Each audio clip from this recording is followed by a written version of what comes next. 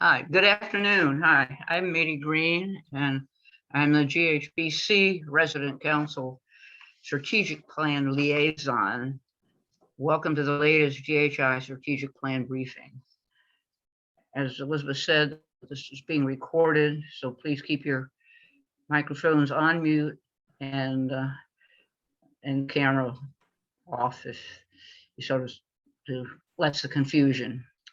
We have provided the team with the very few questions that residents supplied in advance. And if they haven't been addressed during the presentation, Wayne, Kelly, and I will be on monitoring the chat room. We'll use those questions first and then go to the chat room. So I hope that during this presentation, you will be using the chat room. Wayne and I can have something to have when the Q&A session starts. On behalf of the GHBC Resident Council, I am pleased to welcome Lindsay Hutter, the Chief Strategy Marketing Officer, and the 8 strategic plan advanced team leaders who are known as shepherds, who are bringing us today's strategic plan update. Lindsay, I hope as you begin your introduction, you'll be addressing such things as the GHI strategic plan, how it came to be, how it has evolved, its role in GHI governance, and how you and the advanced team have made and adjusted to changes over the past years. In a wider context, the strategic plan is now in its 4th year. How are the Board of Trustees and management viewing the progress of the plan so far? Mitty, thank you so much for the opportunity for all of us to share with GHBC residents about the strategic plan, progress against the plan. And I want to personally thank you for being such a wonderful partner and so capable in making sure that the residents were in receipt of thorough and frequent communications leading up to today's presentation. So thanks again for being a great partner to all of us. In response to your question about the strategic plan being 4, how is the board viewing that? How's management viewing that? Well, I'm going to first give context, and that is that when the Board of Trustees adopted the strategic plan in 2018, they put it into 2 chapters. And chapter 1 was the first 5 years, and chapter 10 was the next 5 years. And their sense was that it would be pretty folly to try to look out past 10 years and think that we had a crystal ball that would be effective. And COVID certainly proved that theory right. And it hit us sort of square in the eyes in about year 2.5 of the strategic plan. So that provides the residents with some context of chapter 1 and chapter 2. And then in direct response to the question, I would give 2 answers. And the first answer is how amazed the board and senior management is about the extent of progress against the plan, even during the last now 2 years of the pandemic. When you're in the midst of it and your head's down and you're trying to move forward, you don't day to day stand up and say, well, what have we accomplished over the last 6 months or the last year? And when we did that a year ago, when we were about 8 months into the pandemic, we were just really amazed and delighted at all that our colleagues, with a lot of fantastic input from residents and from Goodwin House at Home members, had accomplished during the pandemic. A more strategic answer to the question is that the Board of Trustees, and specifically the Mission and Strategy Subcommittee of the board and senior management, believe that we're at a place with the plan where some of the dreamed upon, set out forth goals are largely now part of our operations. And so they become more operational in nature. And new initiatives or initiatives that we haven't been able to pursue really emerge as the larger priorities for the strategic plan. And in fact, I'll share with you that next week, Linda Latiana and I are sitting down to begin the conversation of what really now is operational and what is before us with the strategic plan. So I hope that that's a rich answer to what's a very thoughtful question. Would you like me now to transition into the overview of the presentation and then a little bit of background on the strategic plan for new residents? That would be great. Yeah, please do, Lindsay. Wonderful. The next slide that you'll see is a table of contents or an agenda for this presentation. And the first thing that I want to do is just briefly review the plan, how it came into origin, and what are the priorities of the strategic plan. Then you will hear from the shepherds of each of the advanced teams. And we know how technology is very, very important to you all, and it often ends up last. And so Josh Begley said, please, please, please, can I go first? And we'll lead off with that topic. So you'll see that's the lineup in terms of the order of the presentations.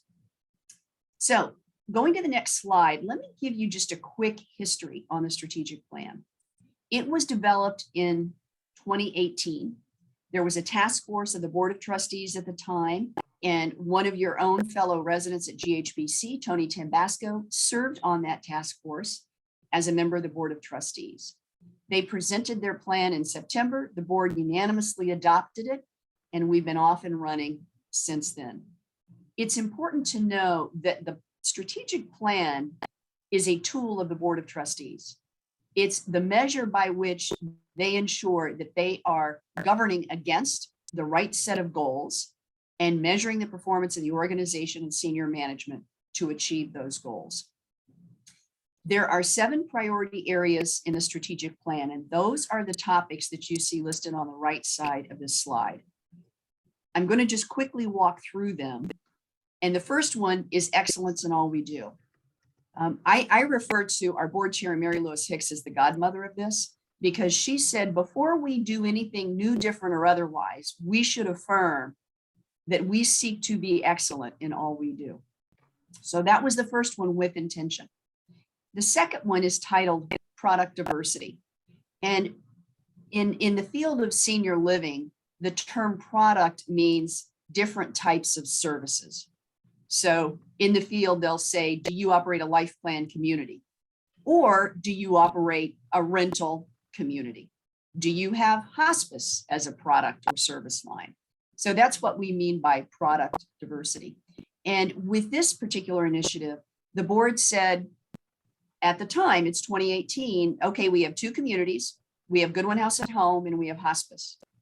And there are many more needs that we feel are to be served for older adults. And we believe Goodwin House, as good as we are, should be stepping in and serving more of those needs. So hence, you think about our home health program. We brought into the Goodwin House family a Medicare certified home health program. That's product diversity.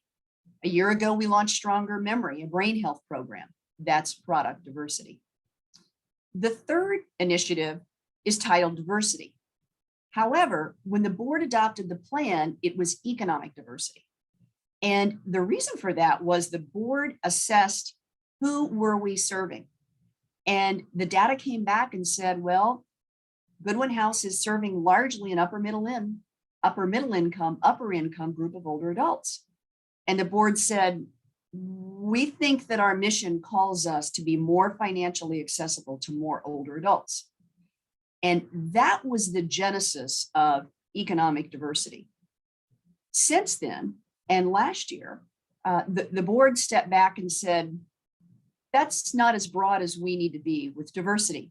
And there was a lot of input from residents. There was a lot of input from staff that diversity needed to extend to racial diversity, ethnic diversity, sexual orientation diversity, and gender identity diversity. So this initiative became diversity writ large. And today you're going to hear from the chair of our Diversity, Equality, and Inclusion Committee, Teresa Thomas. The next initiative is technology. The 5th is talent.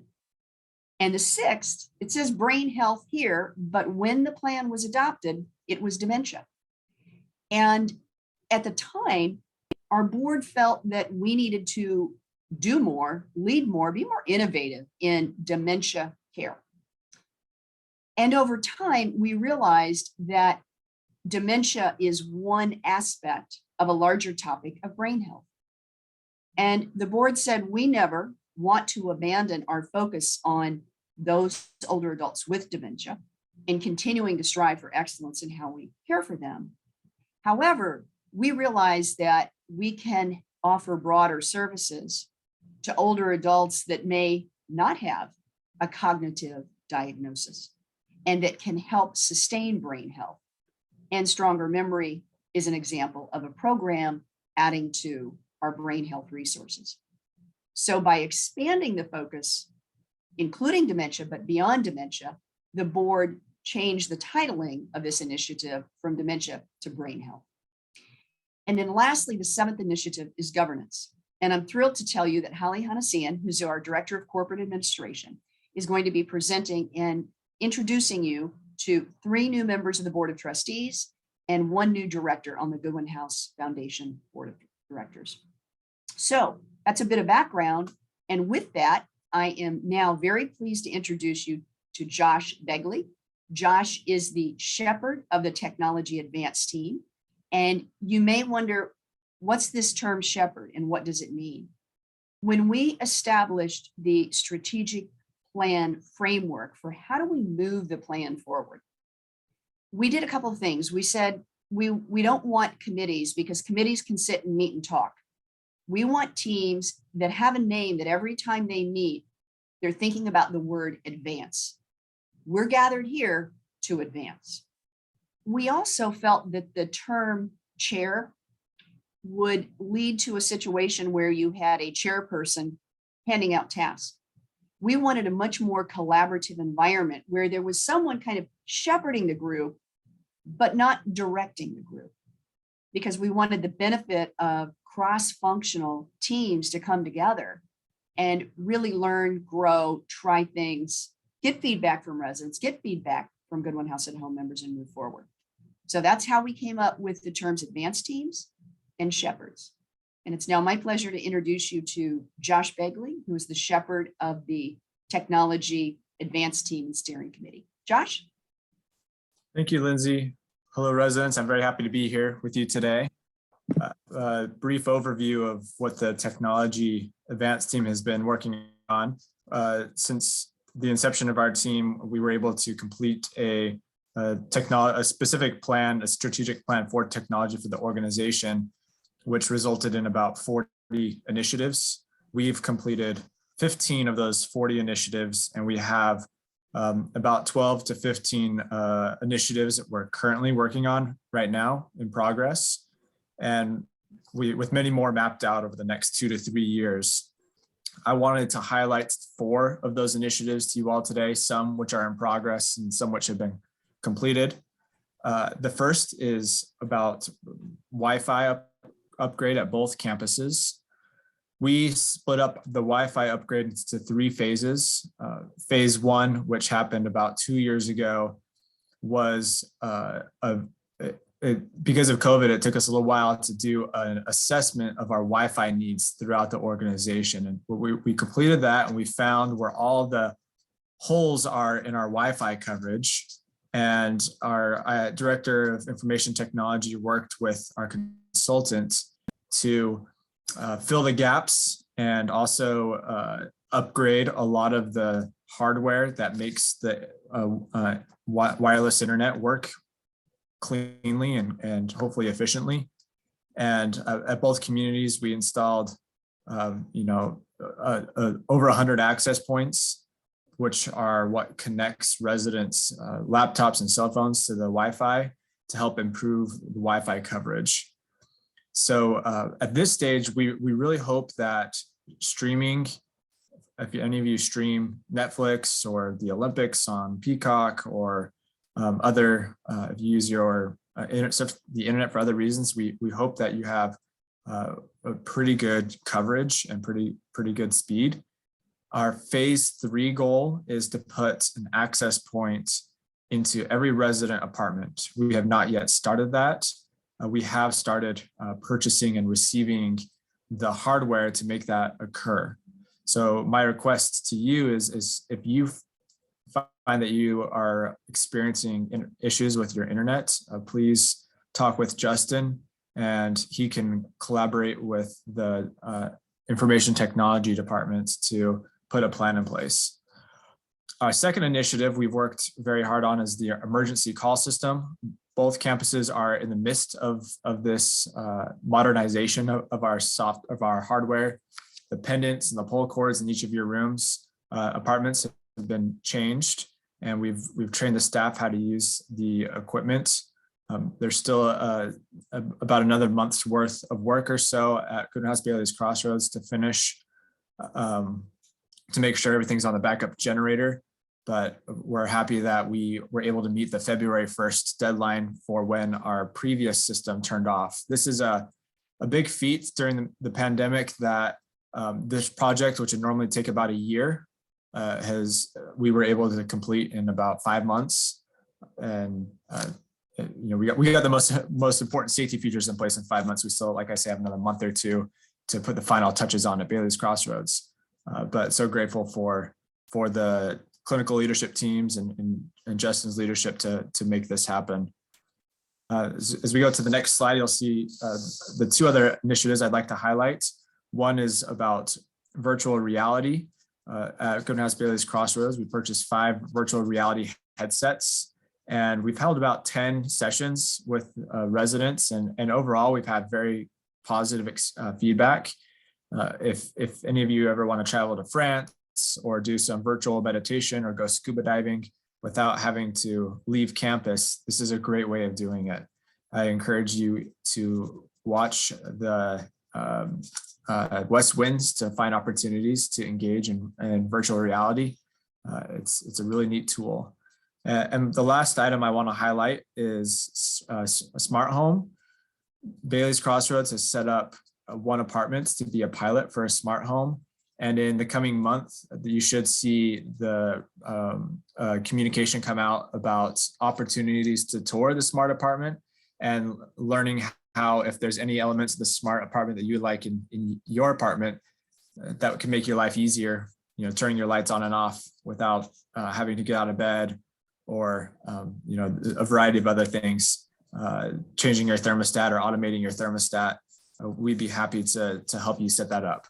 So my last slide is something that's available for you to read in the library at a later time, but for time's sake, I'd like to pass it back to Lindsay.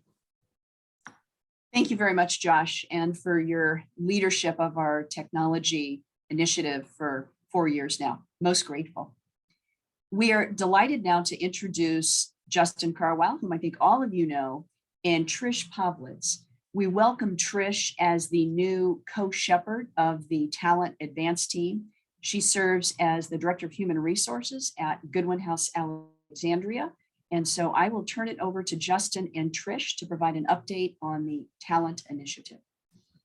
Hello, everyone. Thank you, Lindsay. Our talent initiatives continue to focus on becoming a destination for talent, seeking to change the way society views aging, and develop a talent engine for mission expansion. First off, I'd like to share some of our 2021 highlights across Goodwin House. In 2021, Goodwin House had a total of 6,196 applicants, which was an increase of over 1,900 from 2020. We also onboarded 352 new staff, which was an increase of 97 from 2020. Our HR teams at both communities have been extremely busy. We also launched a new program called Leadership Rounding. Leadership Rounding is a very structured approach to engage our staff on a regular basis. Our executive and department leaders intentionally and purposefully engage with staff to collect firsthand actionable insights that is important for cultivating and improving employee engagement and retention. We also implemented a new online annual performance review form, which has made the process more efficient for department leaders and HR teams. Our living wage strategy increased minimum wage to $17 an hour, and we achieved the #6 ranking for the Washington Post top workplaces in 2021. We recently conducted this year's survey and we'll have the results later this year. Next slide. All right, I'll take it from here. And I'm so happy to be presenting this particular slide because the generosity of the donations to the foundation has always been so impressive to me. Through the generous donations, we've been able to launch our first cohort of advanced CNAs. And this is a licensure program through Northern Virginia Community College, which certifies CNAs on key competencies, leadership competencies, as well as advanced resident care. We have contributed $120,000 in a partnership with Northern Virginia Community College to help support more nurses. And I know we are always in need of nurses. Tuition assistance grants we adjusted the program this year so that amounts are available sooner to employees and larger amounts available sooner to employees. And we've already seen a huge uptick in tuition assistance grant applications. I'm also happy to share that we've extended our citizenship grant to one immediate family member. I've already received applications for a spouse and a child, so clearly that's a positive impact there. The music therapist, which I know is such an important role for both locations. Again, through these generous donations, we've been able to fund a music therapist for each location for 3 years, and I'm sure that the benefits are being felt there already. And we've also been able to get paid internship spots for other departments. One example is we've had 2 cook interns, so one for each location, through La Cocina, which is a nonprofit regional organization that has a zero barrier focus to providing job skills and development resources for low income and minority communities. Next slide, please. What are we going to assess as we're going forward? What is interesting about these first bullet points is that they were actually on a prior update as something to discontinue. And with the onset of Omicron, we felt that it was important to be able to continue to support and even uplift our staff as they're doing their jobs. So we have reinstated the Hero Differential Pay as well as Gratitude Pay. I think this year, instead of the care packages before that involved groceries, we have streamlined that to gift cards that we are sending to COVID positive staff. So sending that to their homes so that they can use that in the best ways that they need. We've also continued the emergency grants during COVID, things that may cause particular financial hardships as a result of COVID. The foundation donations have helped staff with that. And just how do we battle the constant war for talent? We've increased sign-on bonuses for some positions, but this is a constantly fluctuating moving target, if you will, because our recruiting team does a great job of keeping a pulse, not only on the job market, but also what are our areas of greatest need for staffing. So next slide. Already in progress for 2022, we will continue to bring our minimum wage to $18 an hour. Goodwin House has also reevaluated its methods regarding attracting and retaining nursing staff by utilizing new and improved approaches to combat the labor shortages experienced by the healthcare industry. The Nursing Pathways program is comprised of 4 main sections, including recruitment, career pathway, flex pool, and retention. The program goes live this year.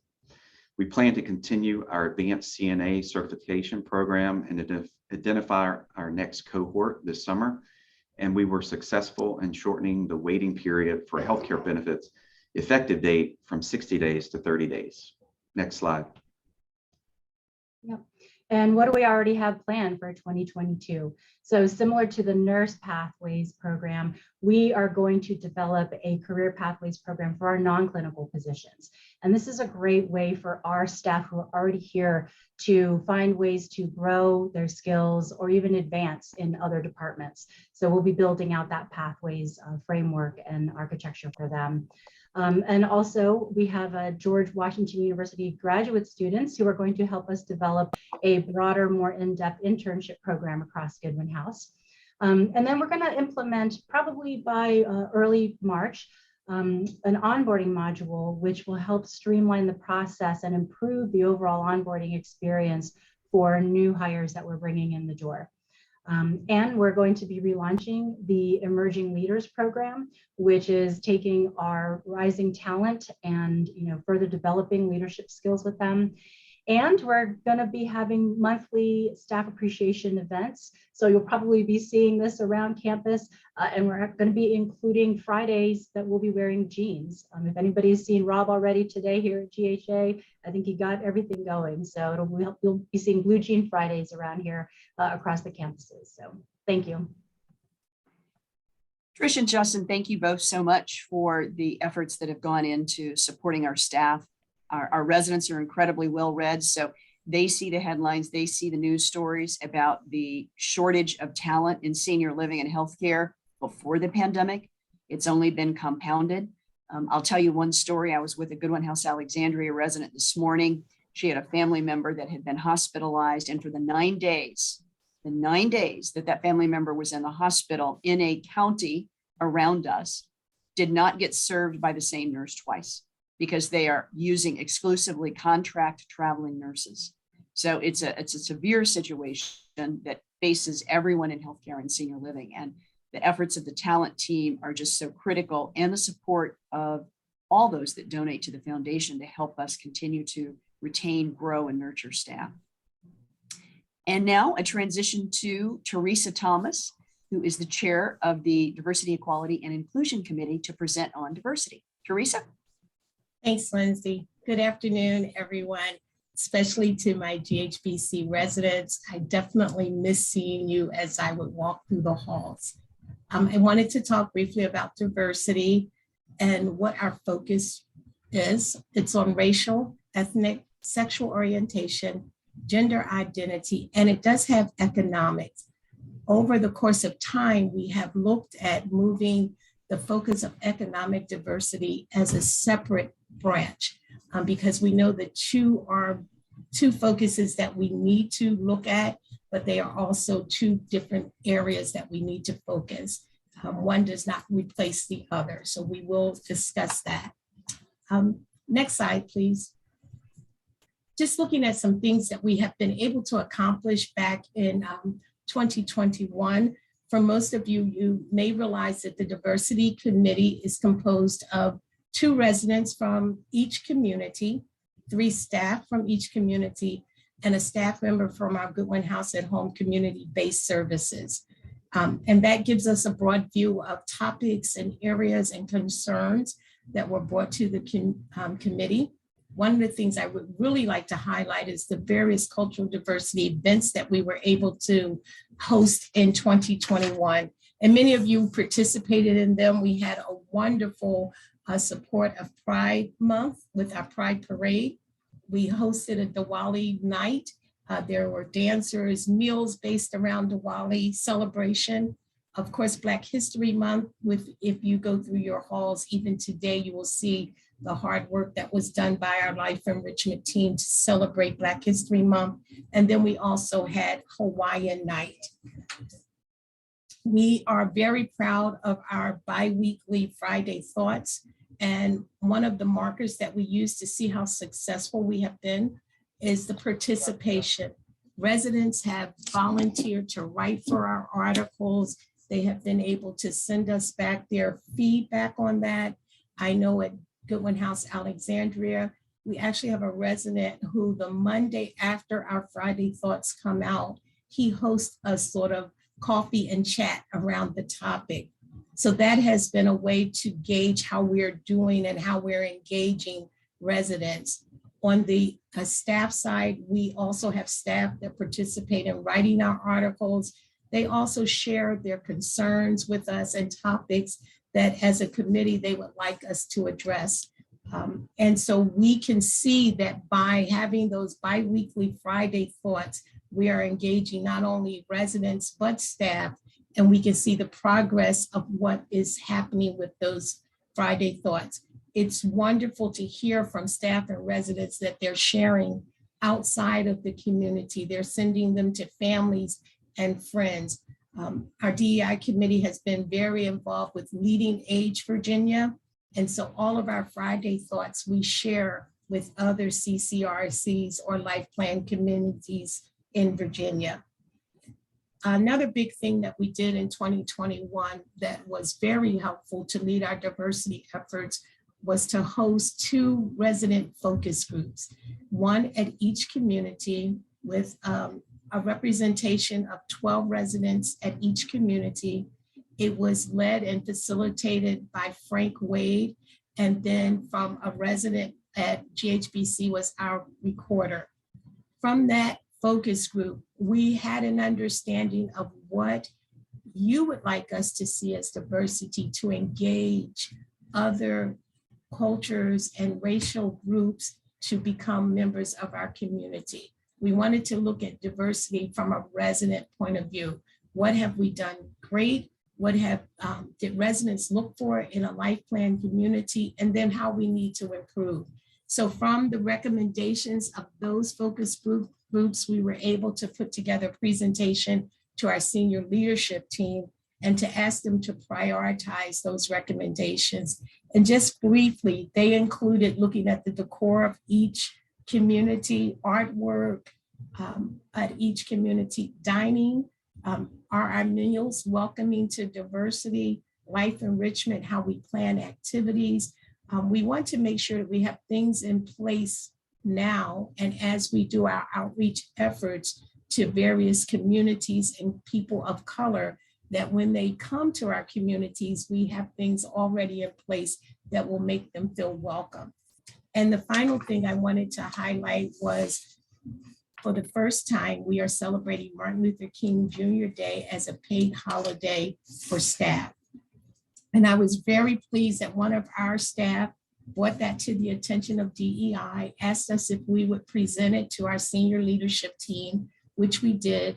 And with the approval of our board and the support of our senior leadership team, this is the first time this year that we celebrated Martin Luther King Jr. Day as a paid holiday. Next slide, please. And these are just some photos from the activities that were specifically happening at GHBC. And you can see that it was really thoughtful and that we had great participation from our residents. Next slide, please. As we look forward to 2022, the DEI committee put together some focus areas that we would like to make sure we are covering to represent our residents and our staff. And those 4 focus areas were on leadership, human resources, marketing and sales, and employee engagement. So under those 4 focus groups, we put together these things that we would love to make sure we're paying attention to and setting goals for in 2022. Training was the first one. And I was very happy last year in 2021, our senior leadership team set the pace for us. They attended a 5-part series of training on diversity.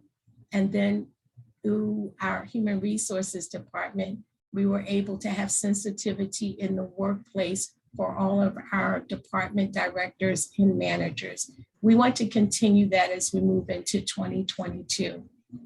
We want to make sure we're being mindful of staff and resident celebrations that focus around diversity. And it was great because one of the recommendations from the focus group was to look at how we are celebrating. And our life enrichment team, along with the DEI committee, put together a group of our staff that will talk about events and celebrations. We are looking to host another group of resident focus groups at each community. We are hoping to plan them when we can gather together again later in March or the beginning of April.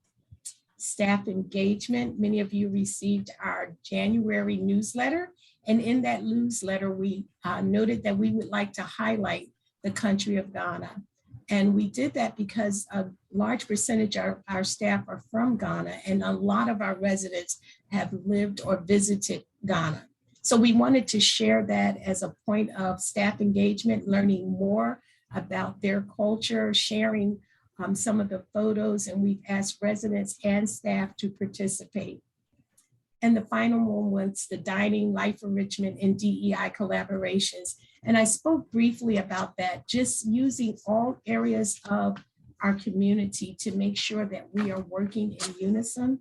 I am very grateful that DEI is not a separate committee.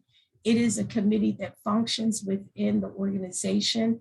And so we pull in all parts of the organization to make sure that, one, we're following the mission and vision of Goodwin House Incorporated, but also that we are inclusive of everyone's feedback. Lindsay, back to you. Teresa, thank you. You and the committee have been very, very busy, and we're grateful. It's now my pleasure to introduce the co-shepherds for the Wellness Advanced Team. This is an advanced team that comes out of that very first initiative of excellence in all we do. Our first effort in excellence in all we do was customer service. That was pre-pandemic. And since then, and during the pandemic, Brian Patterson stepped up to be the chair of this advanced team, and Leslie Laplace has joined him as a co-shepherd of the Wellness Advanced Team. So Brian and Leslie, over to you. Thank you, Lindsay, and good afternoon to all of my friends at Goodwin House Bailey's Crossroads. Very proud to represent the Strategic Wellness Advanced Team and presenting to you the progress on our wellness initiative. What is wellness? Essentially, wellness as defined or couched by the International Council on Active Aging is a holistic approach of aligning the goals and aspirations of residents with the existing resources available in the community, resources and programming, including fitness, education, arts and leisure, etc. These existing programming in the community in order to optimize the well-being and full potential of each individual. Next slide, please.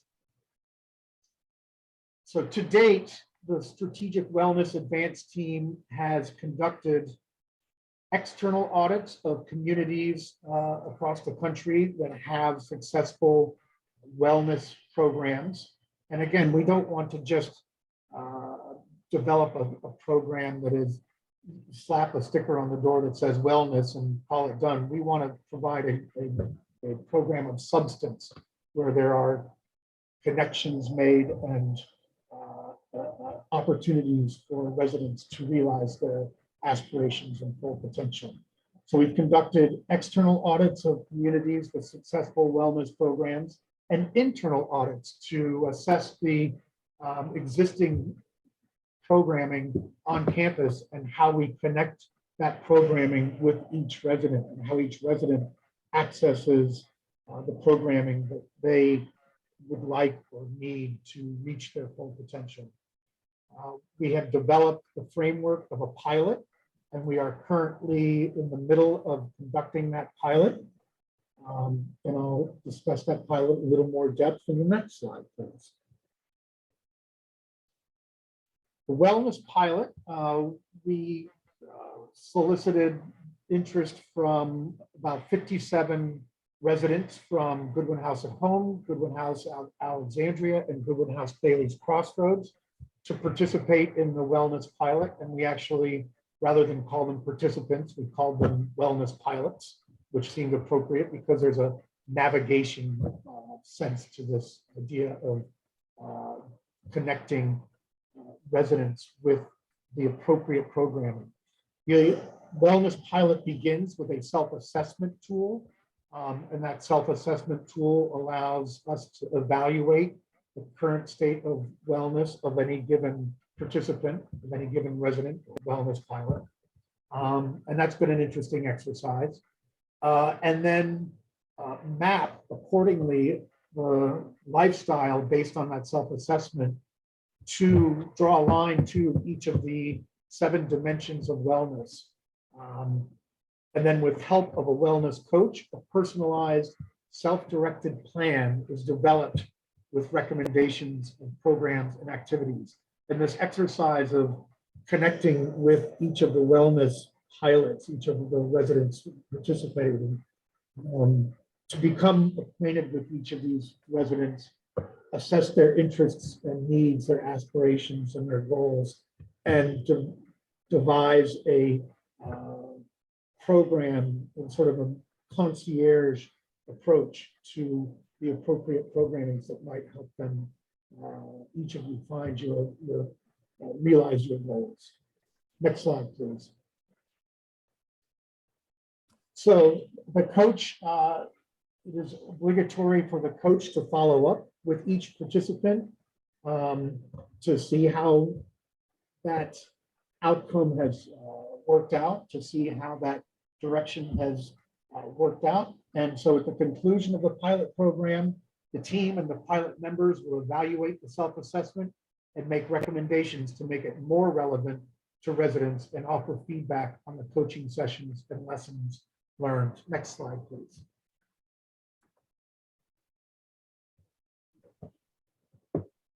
So essentially, the plan is to offer a self-assessment to incoming residents and have them meet with a wellness coach. And as their induction, their introduction and orientation to campus, help them devise a self-directed, holistic approach to engaging with programming on campus. Ultimately with the goal of helping residents realize their goals and aspirations and true potential. And thank you very much. And back to you, Lindsay. Brian, thank you, Leslie, and the wellness team to help us launch this pilot, learn from it, learn from residents, iterate, and move it forward. It's now my pleasure to introduce two women that you all know, Jackie Barbarito and Jessica Fredrickson, and they are the shepherds of the Brain Health Advance team. Jackie and Jessica. Thank you, Lindsay. Hi, everyone. I first want to share what the Brain Health Advance team is working on currently that is resident focused. Life enrichment departments in both Goodwin House Alexandria and Bailey's Crossroads have implemented Java group programs in their healthcare centers. Java group programs are the first standardized peer support interventions designed to address depression and loneliness. So the program's made up of 3 components: Java Music, Java Memory, and Java Mentorship. We have completed 1/4 of Java Music, and we are starting Java Memory this month. We are seeing a significant improvement in the residents that have participated. We've seen about a 5-point improvement in their emotional connection and participation levels. And life enrichment staff is tracking those quality measures as they roll out the program. The next item we are actively working on is developing a new music opportunity with Encore Creativity. As many of you know, Encore Creativity for older adults currently has a chorale at Goodwin House Bailey's Crossroads.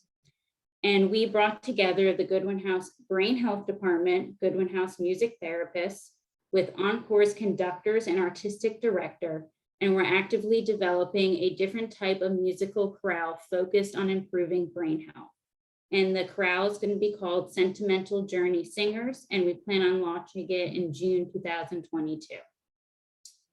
In addition to these new and exciting programs, we continue with Elder Grow, our indoor garden for memory support residents at both communities. IN2L, our tablets that have over 1,500 programming activities for groups and one-on-one.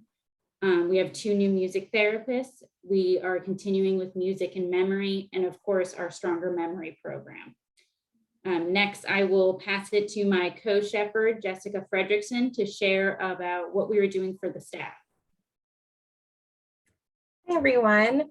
So to share what we're currently doing from a staff focus, our goal is really to provide best practices in brain health for our residents, but also give our staff the tools they need to take care of their own brain health and to take care of our residents.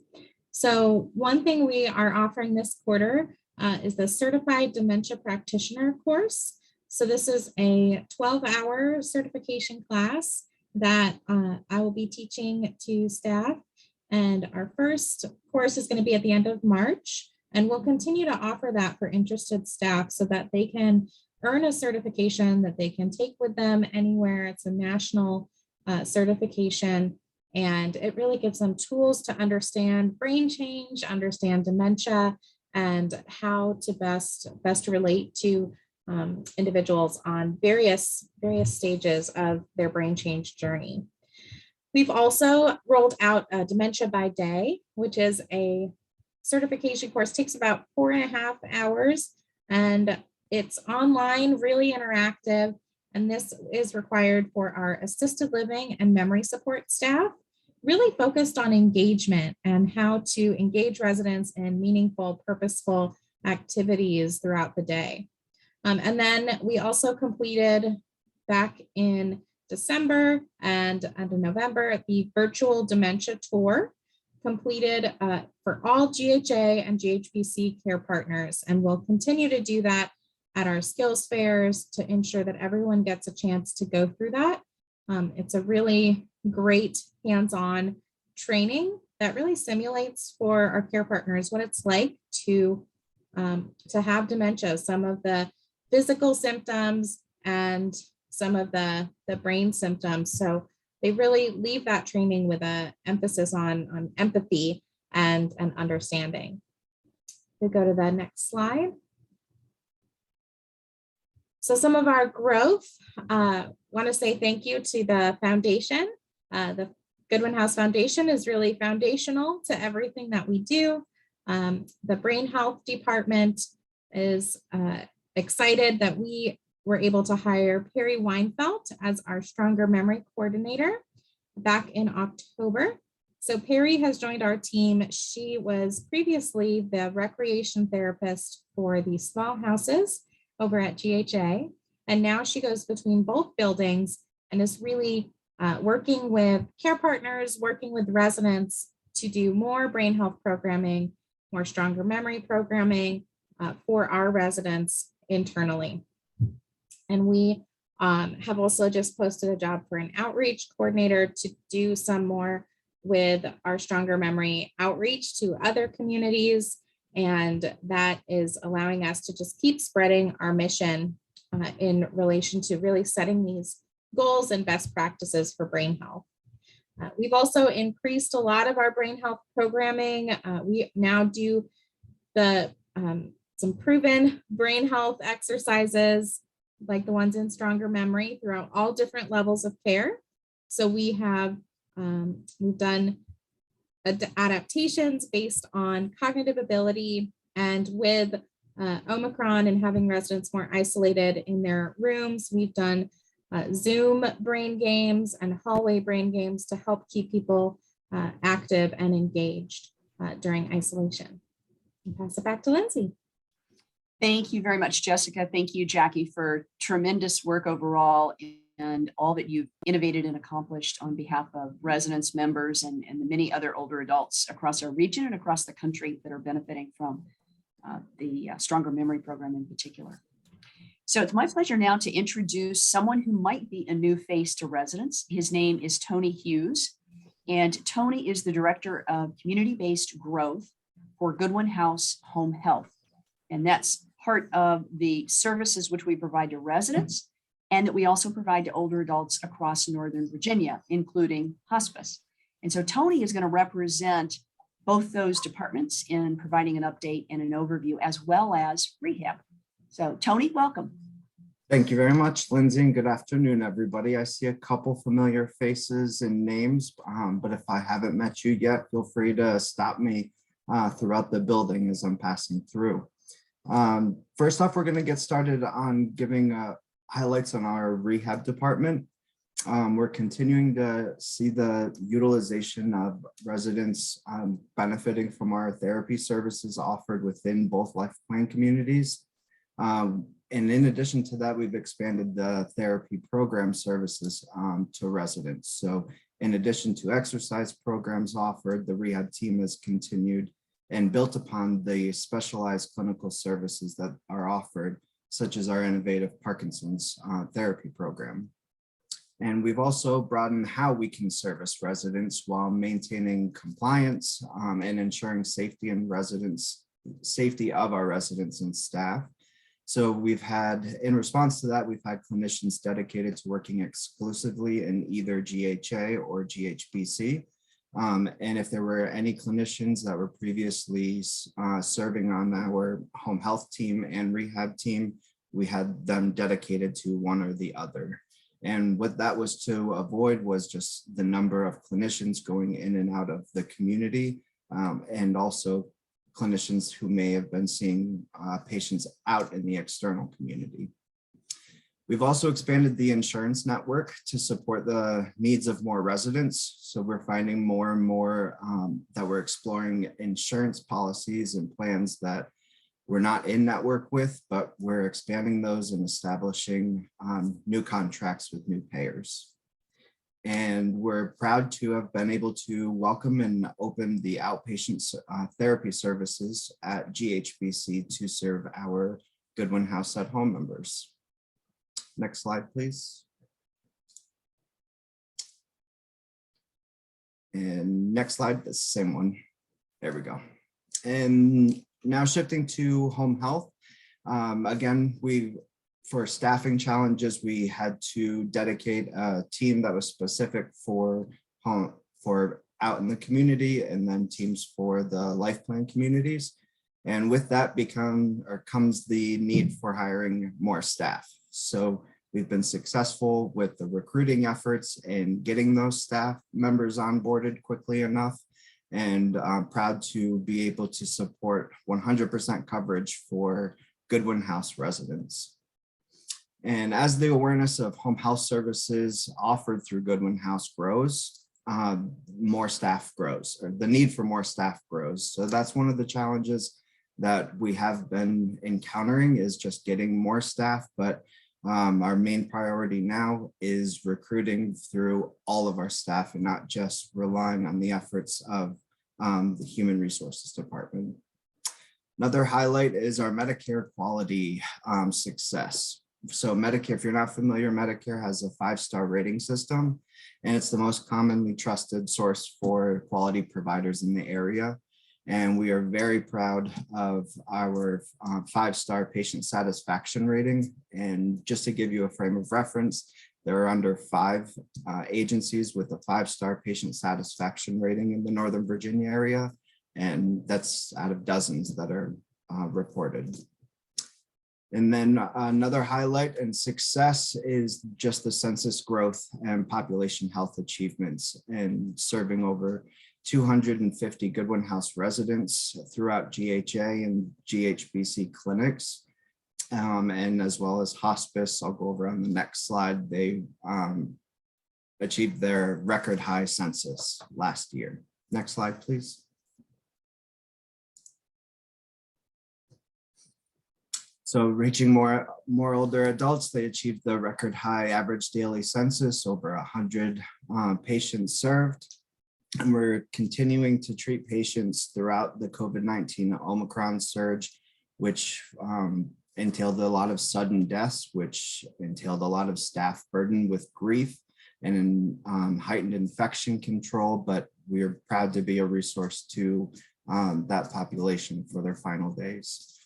We've identified a need for out in the community at other senior living communities for grief counseling for staff. And the team at the hospice team, they came together, put together in services, and provided that as community goodwill.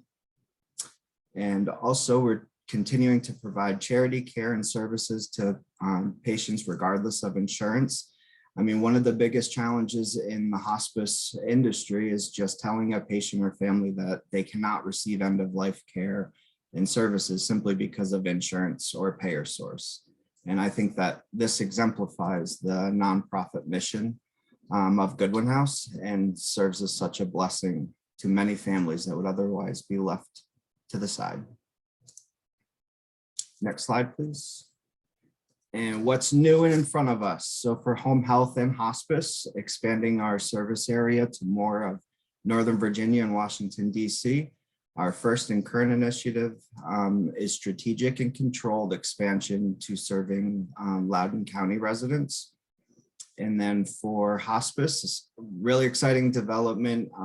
It's in process now, but having a care connections manager, which will be a Goodwin House social worker.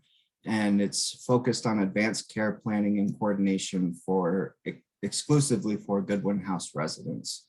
And in lieu of palliative care, this will help residents navigate the different levels of care and the different services offered through Goodwin House. And then for home health and rehab, just continue to expand on the therapy services offered to residents through their health insurance plans. And mainly right now, we're focusing on building the home health therapy services through a Medicare Part B benefit, and build upon the therapy program specialized in rehab services. And then right now, our most recent program with the sudden surge of hospital admissions and lack of bed availability in the hospitals, hospital case managers were forced to start discharging their patients more quickly than they typically would feel comfortable doing so. So through collaboration with our healthcare service providers out in the community, we developed a transitional care management solution that enables the case managers to quickly and safely discharge their patients back home. Also strengthening our Parkinson's program by partnership with the Parkinson's Foundation, and continuing to cover the costs that entailed with the staff certifications for the LSVT program. And I recently became the advisory on the advisory board with the Parkinson's Foundation. So we're focusing a lot on neurologists and movement disorder specialists to come into the community for in-services that are educational. And now I'll pass the mic to Lindsay. So thanks for having me, everybody. It was a pleasure to be with you. Tony, thank you so much. We appreciate all of the progress that's being made to expand the expertise of our staff to serve residents and others with, for example, the Parkinson's expertise. I want to note that there are several questions that have come in around the Care Connections manager and some of the rehab services, and we may run out of time. So Tony, if you can just take note of the residents that pose those questions and then follow up with them afterwards, that would be fantastic. And you'll see Absolutely. that in the chat line. So Absolutely. let's quickly move to the next slide, which is going to be, oops, did we pass by Goodwin House at Home? Sorry, a little backup there, Elizabeth. There we go. Thank you so much. I just quickly wanted to provide an update on some progress for Goodwin House at Home. This is also product diversity, and it's a way that we can continue to reach more and serve more older adults. I'm going to highlight 4 bullets. The first is pandemic resource. To my knowledge, Goodwin House at Home was the first senior services organization that jumped into gear to begin hosting informational webinars on staying safe during the pandemic. Started last, I should say 2 years ago, March of 2020, at the beginning of the pandemic. And Dr. Gloria and I, one of our medical directors, we've hosted 7 webinars. We have made this available to churches and diverse organizations, historically Black churches, LGBTQ groups, and many others, to say, come, this is not a sales pitch. We're going to provide as much information as we can to help you safely navigate during the pandemic. So that was a real community outreach and diversity outreach effort by Goodwin House at Home. Goodwin House at Home has over 200 members. We now have several in the District of Columbia, and that is an opportunity for us to serve older adults in that part of our region. We are now stepping up our efforts to reach out to different LGBTQ+ groups to gain a better understanding of what they're seeking, what their needs and what their concerns are, and introduce our organization as a place of welcome. And then also, I want to note that Goodwin House at Home members are participating in the wellness pilot, and they were an early pilot for the Stronger Memory program when we were just beginning to roll it out. And this is actually pre-pandemic. So that's a quick overview of Goodwin House at Home. And now the last on product diversity, and it's only one slide, and that's the next slide. And this is just a quick update on Avonlea. This is the community that we are developing from the ground up in Chantilly. That's a township. And the part of Chantilly that this community will be in is Loudoun County, not Fairfax County. And I'm going to give you an update in two respects. And the first is that it's part of a larger development. It's not standalone, but part of a larger development called Avonlea. And there is a developer, very well-known Northern Virginia-based developer, the Peterson Companies. They're the master developer for Avonlea. And that master development needs to move through the zoning and entitlement process first. And it is in the progress of doing that. Following that, we will come on and we will work through the entitlement and zoning and approval for the community we seek to build and develop to serve older adults there. What are we doing to prepare ourselves? This is a design schematic that our architecture firm developed. It's a 4-story building, 1 level of parking underground, approximately 200 and so apartments. It is a mini continuum serving primarily independent living with some assisted living and some memory support apartments. So we're developing, if you will, on paper, what this community would be. So we then have that in place to present to the Planning Commission in Loudoun County and the Board of Supervisors for approval.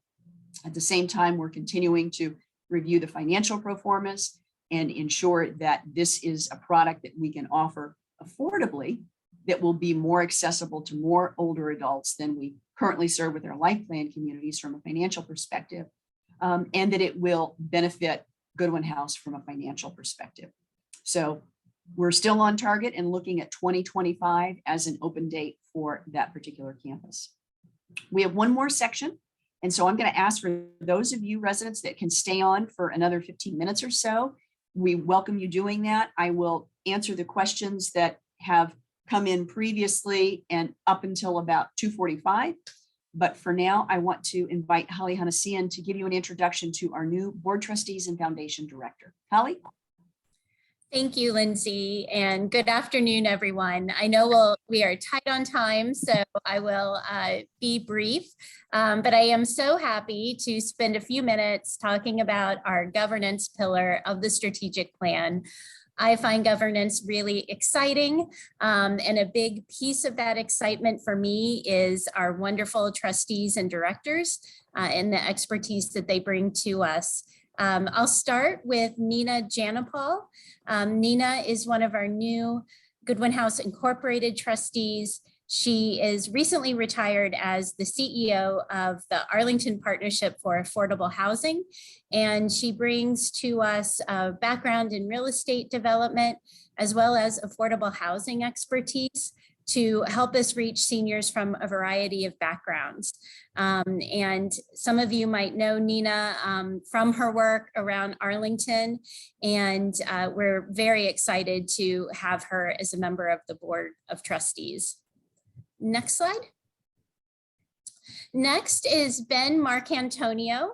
Ben is the Chief Operating Officer at the National Hospice and Palliative Care Organization. Prior to that role, he also served as CEO of Hospice of the Chesapeake, as well as working in health systems on the West Coast. And so we're delighted that Ben can not only assist us in improving our current operations, but really bring a broad expertise of how our current products and services can fit into the larger healthcare landscape and the healthcare systems that we have within our Northern Virginia, DC, and Maryland areas. And the next slide. And Dr. Mark Malott is also a new member of the Goodwin House Board of Trustees. Dr. Malott brings expertise in information technology, which I know is a subject that is near and dear all of our hearts. So he has strategic expertise that he brings, as well as both operational expertise from an end user and consumer application perspective. So we anticipate Mark really being able to lift our understanding of technology and how it can fit into all areas of our operations, as well as our vision for the future.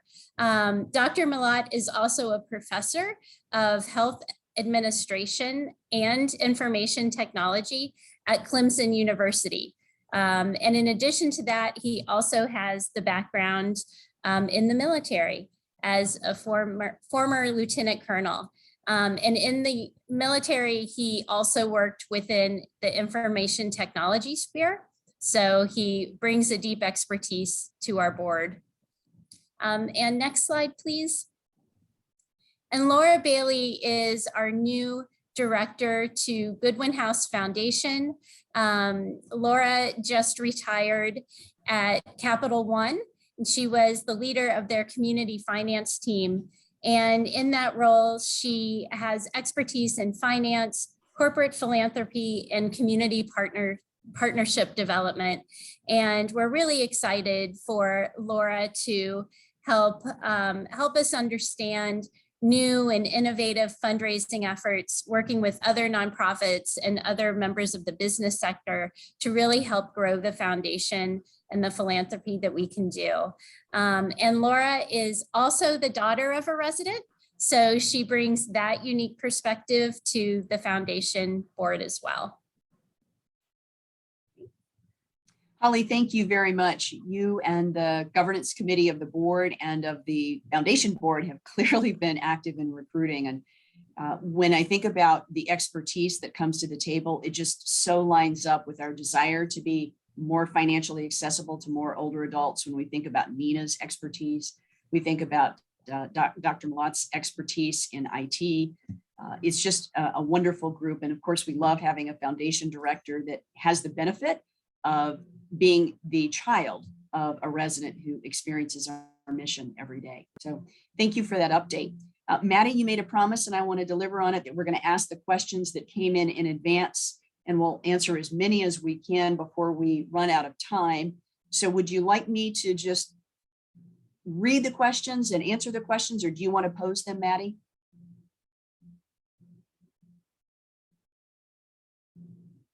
You might be on mute, Maddie, if you're trying to answer me.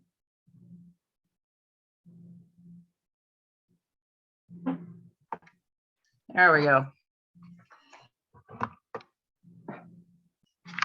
That to follow up on, why are we building affordable housing so far away when there is a need right here in the GHBC neighborhood? Why pay for staff time to be spent on I-66? And so are we going to be sharing staff? And is that an issue?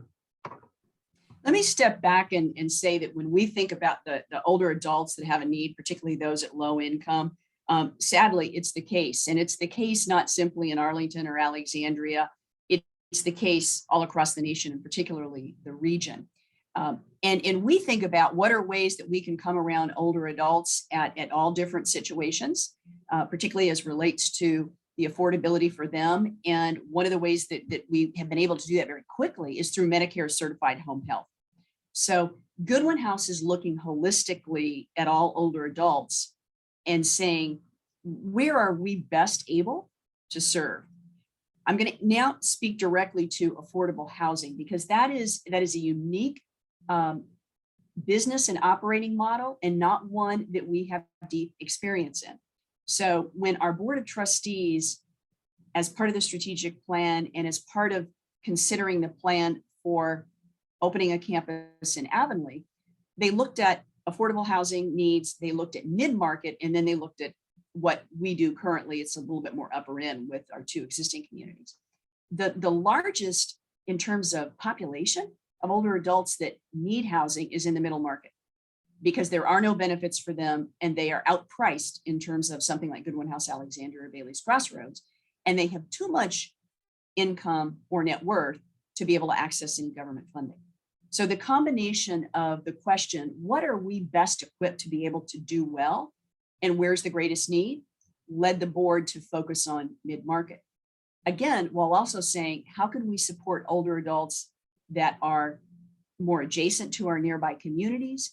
And Goodwin House Home Health is a way we're doing that, along with many other services. So that's the answer to that question. And no, there's not an intent that staff are going to be working at Goodwin House Alexandria one day, full-time Goodwin House Alexandria staff, and then driving out to Chantilly. So it would be different staff that would work that community. And the other thing I would say, and we've shared this before, a mid-market rental community is not a life plan community where you have several hundred staff. A very good mid-market community has anywhere from about 50 to 55 staff. So it's a very different operation than what we have at our two communities.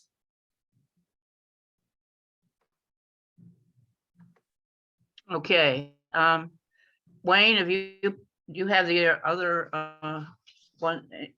Were your questions answered or that you provided to? I don't think his Let's- one was about the Goodwin House community-based services and the higher revenue and higher expenses, and I'm glad to answer those. Okay, well, okay, the for the the development office, the revenues in 0.8 million in 2021 compared to the 1.5 million in 2020, and how does that affect the rehab services, the residents as well as non-residents? Right, and that's evidence of someone who's paying attention to the financials. And I know Wayne and his leadership role on the resident finance committee is astute in that way. So last year, Goodwin House took rehab in-house because we wanted to have a more integrated and seamless team serving our residents. Previously, that was outsourced to a firm called Flagship Rehabilitation. Bringing in that service, so it's owned and operated by Goodwin House, created a seamless integrated Goodwin House team serving our residents, and it brought in the extra revenue as well as the need to hire additional staff to work in rehab. And the additional staff that we hired were largely the therapists that had previously worked for Flagship and that we hired independently. The revenue and expenses that are reflected in the completed fiscal year 2021 budget were entirely for serving residents, as we had not at that time opened up outpatient rehab as an option for other members of the Goodwin House family, specifically Goodwin House at Home members. And I point out 2/3 of Goodwin House at Home members are members of the Priority Club. So we view that as all good news because it is an example of reinvesting our dollars in our members, our residents' care, and in programs that we can serve across the Goodwin House team and not outsource to third parties.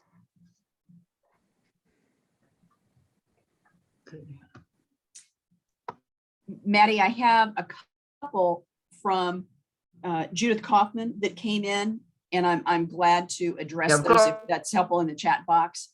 So Judith had a question, and I'm going to scroll back up to it. And she said, bear with me, let me get to it. And there were several that echoed. Why are things like the CNA Advanced Career Ladder, the music therapist funded by the foundation? Shouldn't core functions of Goodwin House be something in the regular budget rather than relying on, and these are Judith's words, the vagaries of donations? Couple of answers to that. And the first is that this is additive programming. This is not core programming. It's additive to bring more resource to our residents. And if we were to put this all on the operating budget, what do you think would happen to resident fees? Wayne, what do you think? They would go up. Well, it's pretty clear that they would go up. That's right. Still a good Now- question from Judith, however. If you're running a business, you want to get your revenue from the business and not from the foundation.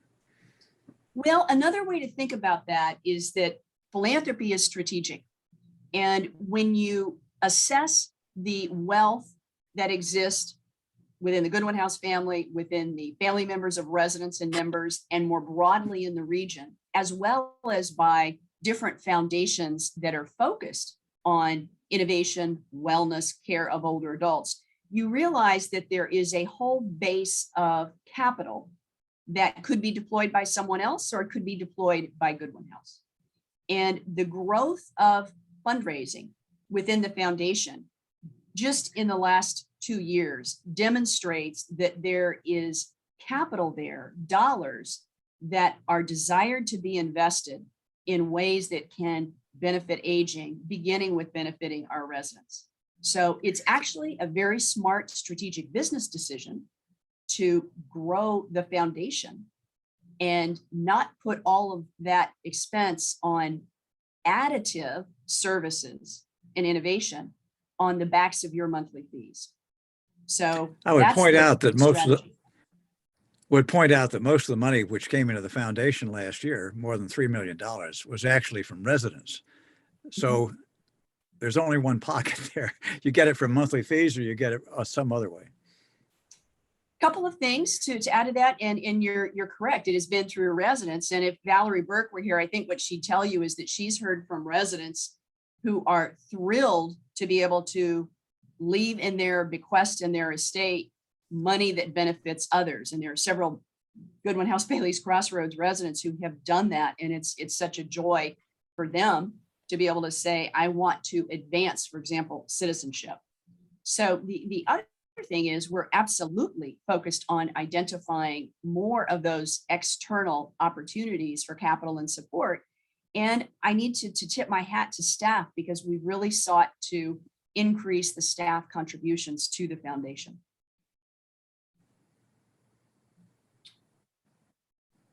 I know there are one or two other questions, and I want to be able to try to answer those too, even though we're bumping past our time here. Yes, we are. And Wayne, did you have those readily available? I think that it was the last one that came in on a different way. We can go backwards here. That we offer intentionally to minorities who traditionally care for elders, who traditionally care for their elders at home. So that I want to say I'm not as clear as I'd like to be in answering that question because I'm not fully understanding it. I can tell you there's been a tremendous effort led out of the Hospice Foundation, and specifically Ariane Lorillard Green, who is the chaplain of Goodwin House Hospice and the co-author of a resource guide on helping minority communities, and particularly Black communities, better understand and be able to access hospice care. So that's a specific example. And I've said to people that of all the media coverage we had last year, one of the stories that I was most grateful for was that effort was covered in a number of traditionally Black media outlets. And I think it's the first time we've probably been in Black media outlets. So at least that's one example I can give you. And I'm glad to speak offline with Dr. Randolph so I can better understand her question and get her an answer. yes. And it's the brain health part of the foundation. Right. So the Okay. brain health program is funded through generous donors to the Goodwin House Foundation. And that's another program that's additive. It is not a core part of most senior living organizations to have a brain health program that is as robust as ours has been just in its very brief, less than 2 years of life. And so I'll again just repeat, that's additive, not core. And it allows us to bring more services to our residents at all levels of living. By the way, this is one that is really beautiful because all levels of living can benefit from that programming. And it allows us to do so tapping into generosity of various sources and again, not put the burden on monthly fees for residents. And also Claudia Blake had another comment. Can you expand on the care connection manager position? Is it to replace palliative care? One of the benefits of palliative care in the past was the rationalization of medications. What will be part of the care connection manager's job? And if Tony's still with us, I am going to ask Tony. He just to came cover live. So the point of the Care Connections Manager, and it is going to be a role in and of itself. It'll be a current Goodwin House employee, Aaron, I mean, to address the medication concerns, the social worker, not being a nurse, would be able to connect the resident with the appropriate service line. So if it was just medication concerns, that would be appropriate for a home health referral. Whereas if it was a knee replacement, then that would be for rehab and then or home health and then transition to rehab. So it's really just a Goodwin House team member able to help navigate through the different healthcare services that Goodwin House offers. But what I think I can do that would be more helpful than that brief explanation is put you in touch with either Aaron or Beth, the executive director of hospice, so they can go over in more detail when they have more time. Maddie, we're going to hit a moment think where we're I know my down. colleagues are going to need to jump. And Right. I'm thankful to the residents that have stayed quite a bit after and my colleagues that have stayed a bit after. I hope that the residents see who might be the person such as Tony with home health questions, Jackie or Jessica on the brain health program, et cetera, and they're welcome to reach out with their questions or route them through you and me. Yeah, I think we ought to close now. Thank you very much, Lindsay, and all your advanced team shepherds for carrying this forward and going overtime. I know you guys are, time is important to you. And maybe next time we'll be meeting in person at Goodwin House Bailey's Crossroad, but who knows? And We many would love thanks to that. many thanks to you and Elizabeth Whitehouse for keeping this thing going. And thanks for Wayne for stepping up. And just a reminder that this will be on channel 2 on 3 o'clock on February 14th. And it's also be available on the website if we want to go back over to figure out what some of the things that were said here, because a lot was covered and a lot of information is out there that we may need to get back to redigest. So And- Elizabeth, Maddie, to that point, before we close, if we can just remind everyone that we will post, put in a notebook, the slides, so residents have access to the slides and put that in the resident library. So that'll be available for you. And I also note that Tony just popped his cell phone number in the chat box for anyone that would like to follow up with Tony. okay, great. So thank you so much. And I think that maybe we can wish everybody well in more ways than one. And Elizabeth, I think we're finished. Thank you very much.